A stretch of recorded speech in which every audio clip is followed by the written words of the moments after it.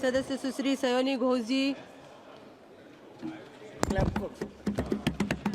धन्यवाद अध्यक्ष महोदय, आपने मुझे बोलने का मौका दिया। मैं अपनी पार्टी की भी आभारी हूँ फॉर दिस अपॉर्चुनिटी।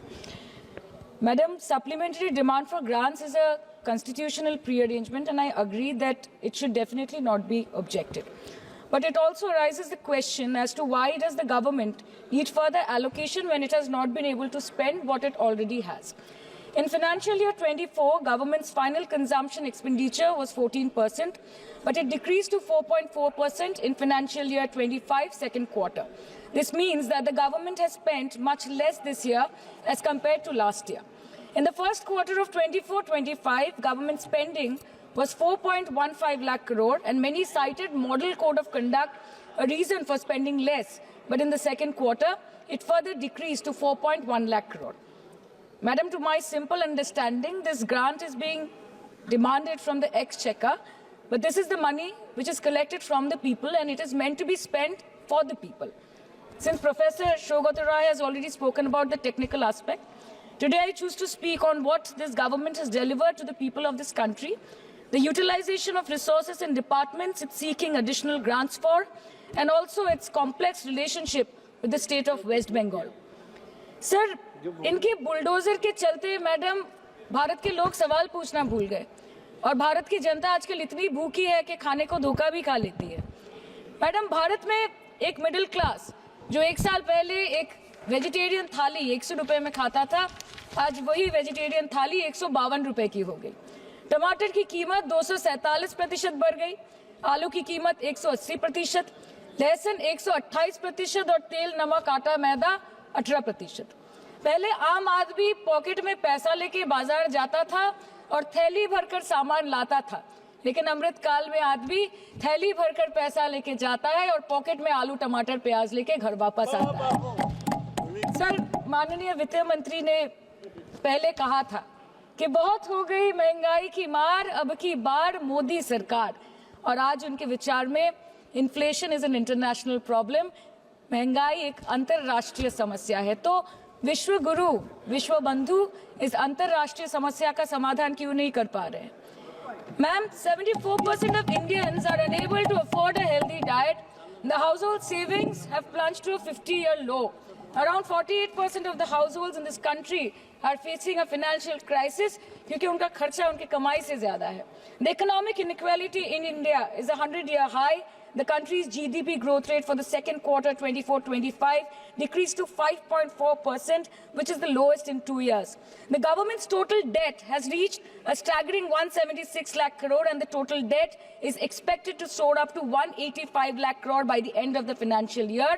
आज आपके उधार की वजह से हर हिंदुस्तानी पर 1.25 लाख का बोझ चढ़ गया और आप उनकी मजबूरी को अपनी ताकत समझते हैं। बंगाल में ऑल इंडिया तृणमूल कांग्रेस की प्रदेश युवा अध्यक्ष होने के नाते मुझे हर दिन कई नौजवानों से बात करनी पड़ती है। वो मुझे ये पूछते हैं कि मोदी जी ने हर साल 2 करोड़ नौकरी का वादा किया था, अर्थात 10 साल में 20 करोड़ नौकरी। उन नौकरियों का क्या हुआ, उन वादे का क्या हुआ? मैं बस उन्हें यही कह पाती हूँ कि पत्ते तो झड़ते हैं, उठाता है कोई कोई, वादे तो सभी करते हैं, निभाता है कोई कोई। Ma'am, as per the latest report by CMIE, the unemployment rate has risen to 9.2% in June 2024 as compared to 4.9% in 2013-2014. Female unemployment rate is much higher at 18.5% in June 2024 as compared to 7.7% 2013-14. Around 37% of working women are unpaid. In rural areas, this figure is at a horrific 43%. प्रधानमंत्री जी बोलते हैं सबका साथ, सबका विकास, सबका विश्वास। अगर ऐसा ही है तो भारत के लोग आज देश छोड़ के क्यों जा रहे हैं? 2018 से लेके 2023 के बीच 6,70,000 भारतीय ने अपनी नागरिकता त्याग दी। सिर्फ 2022 में ये संख्या करीबन 2,25,000 की थी। In 2022 alone, 7,500 high net worth individuals with a net worth of more than 8.3 crore or more left India. नवंबर 2022 से सितंबर 2023 सिर्फ 10 महीने में 96,917 Indians were arrested attempting to cross the United States illegally. Modi ji कहते हैं कि वो सबके साथ है, मगर ये आंकड़े बोलते हैं जो सबका होता है वो किसी का नहीं होता।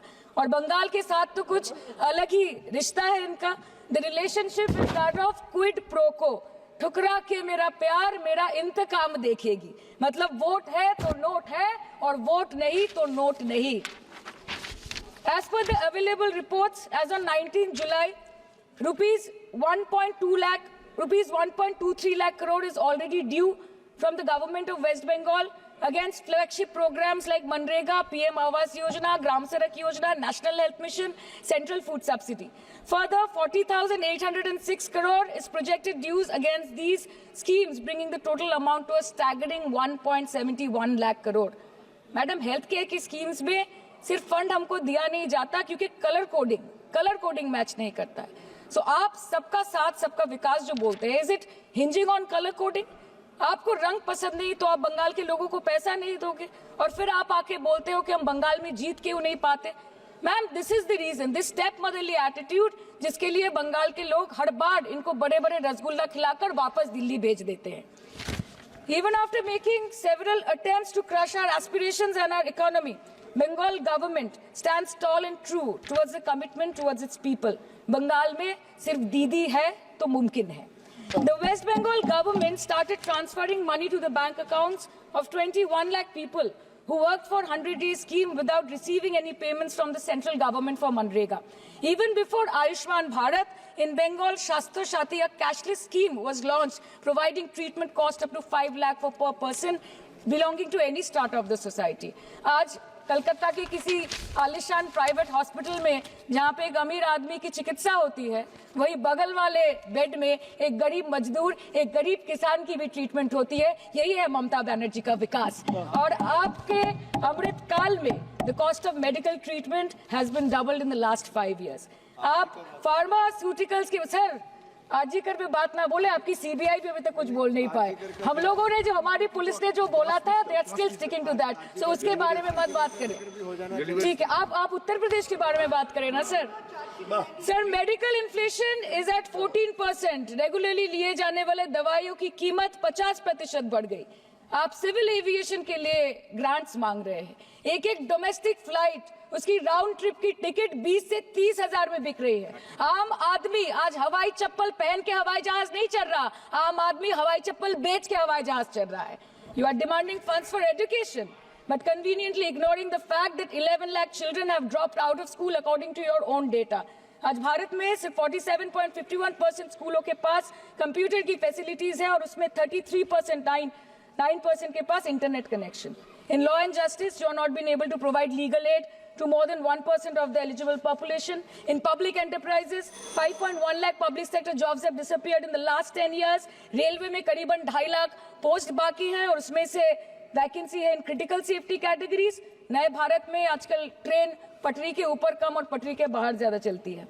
मुझे दुख लगता है इस सदन में ये कहते हुए मैडम कि मैंने अपने लोकसभा क्षेत्र जादवपुर लोकसभा क्षेत्र के लिए एक बारुईपुर कोबी सुभाष मेट्रो एक्सटेंशन की मांग की थी। मुझे डिपार्टमेंट से ये चिट्ठी मिली जिसमें उन्होंने लिखा है that this project is not economically viable and this project is unremunerative. तो आपको अगर सब जगह से पैसा चाहिए तो मुझे ये बात समझ में नहीं आती कि लोग खुद के लिए आपको वोट देते हैं कि आपके फायदे के लिए वोट देते हैं।